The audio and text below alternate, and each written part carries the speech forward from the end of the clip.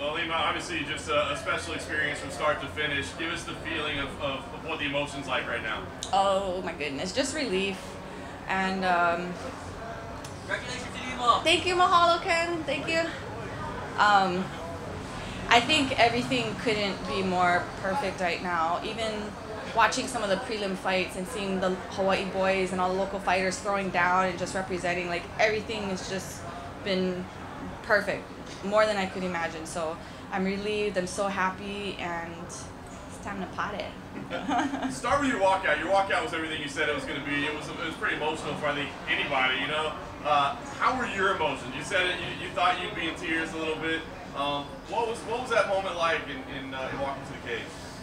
Well, it started backstage, and I'm sure you guys will probably see footage of it pretty soon, but my kahili bears, or the men that escorted me out, they were kind of doing a pule for me backstage in Hawaiian and chanting for me while I was preparing myself, and it was incredible.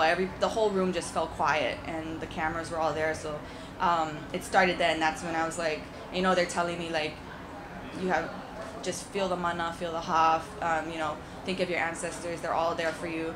And so that's what started it. And then I calmed myself down, we walk out, and now I'm backstage behind the curtain. The lights go down, and I just hear the crowd again. And so I started crying again. And so, like, every single time I calm myself down, then something else happens. So yeah, it all started from the back. It really didn't end until the cage door closed, really. That's when it was like, all right, no more crying. You got to get this fight over with first. How did you feel the fight was playing out? Because, you know, like, you were doing pretty well on your feet, I thought, and you weren't getting the takedown, you know, maybe as easy as you thought. So how did it play out versus your expectations? I don't know. We didn't really have a game plan going into this because my coaches were confident. They were like, you know, if you want to keep it standing, keep it standing.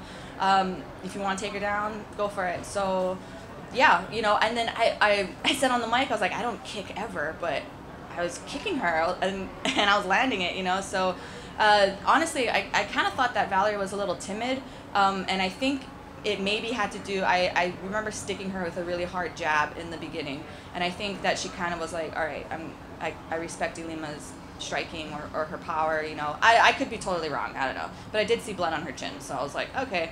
I feel like that might have made her a little more timid. She didn't seem like she was throwing as much as she normally does.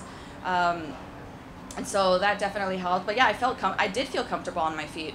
And I just waited till I saw the opening to take her down. I don't even know how I took her down. Oh, I had her against the cage, yeah, in the third.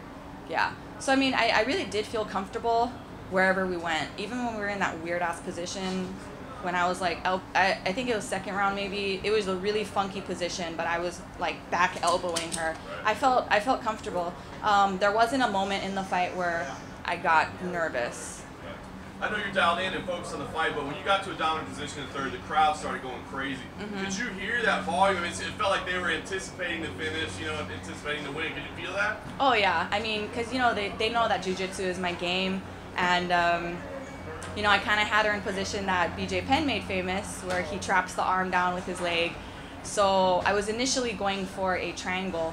And, you know, honestly, we drill this all the time. 10 Planet San Diego, my coach Boogie, Richie Martinez, we do this every single week. It's called Live Drill Mondays. We just do it from the back take, you know, and honestly that is my shit. Like, I knew that I was gonna finish her once I got into that position. So all credit goes to 10 Planet San Diego, 10 Planet Freaks, my jiu-jitsu teachers, and yeah, so I think the crowd knew. They're like, here it comes, the finish is coming. Yeah. And lastly for me, I gotta ask him, I know you want to enjoy this night, but how do you top this? I mean, what comes next? This was amazing. This felt like a very special night, a special moment. So where do you go from here? Probably like having a baby or something, I think is like the only thing that can top this feeling. I don't know. I mean, yeah, this was my dream from the beginning, was just to fight at home, and it exceeded all my expectations. So I don't know how to top this as far as my fighting career goes. Oh, I know. Opening up 10 Planet Oahu, having my own gym over here. That's going to be it.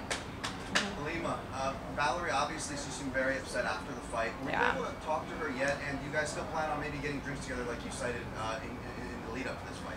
Yeah, I mean, I really did feel like I was a little heartbroken when I saw her after the fight because I know how much this meant to her.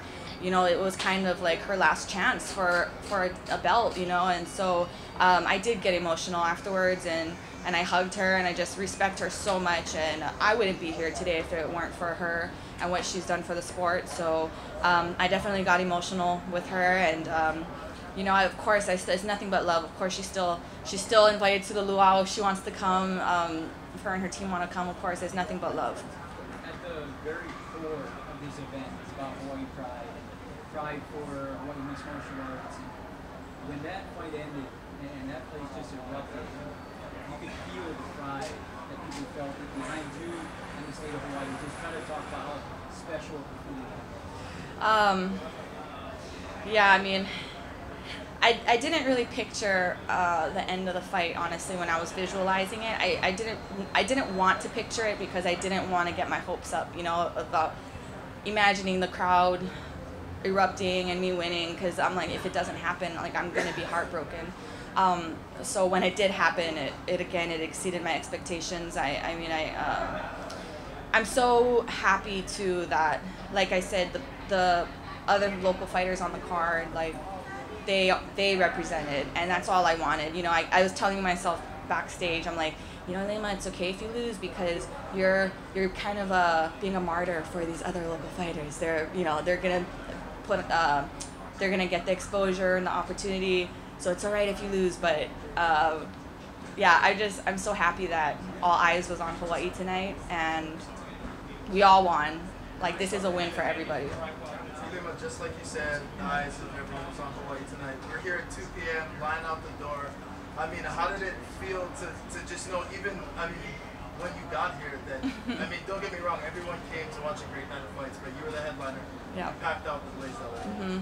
I mean, it was, even leaving the hotel, the valet was like, here we go, sister, you got it. The minute I was like walking on the street because the traffic was really heavy, so we ended up getting out of the car and walking into the Blaisdell, and people in the cars were like honking, you know, so it's just, you know, even like the security here, all the workers, everybody, and that's just, that you can't find that anywhere else. You're not going to find that. It's all here in Hawaii. It's all the people.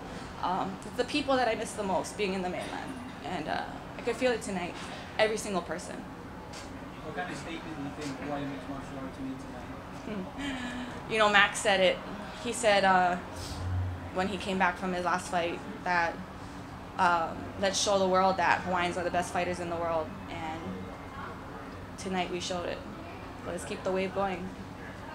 You've been able to embrace the emotions. It's been interesting to watch you, where most guys that get ready for a fight, they got to be winning all day. You had no problem being emotional right up until you got in the cage, and then you turn it on. You got any idea where that comes from, that ability? I don't know, because again, I never fought before. I've never been in a scrap, like, never been in a street fight, so I don't know where it came from. But yeah, you know, every fighter's different. Some don't like to show emotions. I don't have a problem doing it. That's just what I do. So, yeah, I mean, I always joke that it's from my mom, because she's from Waianae, so maybe it's like my dad when I'm like reserved and calm, because he's a Punahou boy, and then it's my mom when I'm all crazy. Yeah. All right. Good? Thank you. Thank you.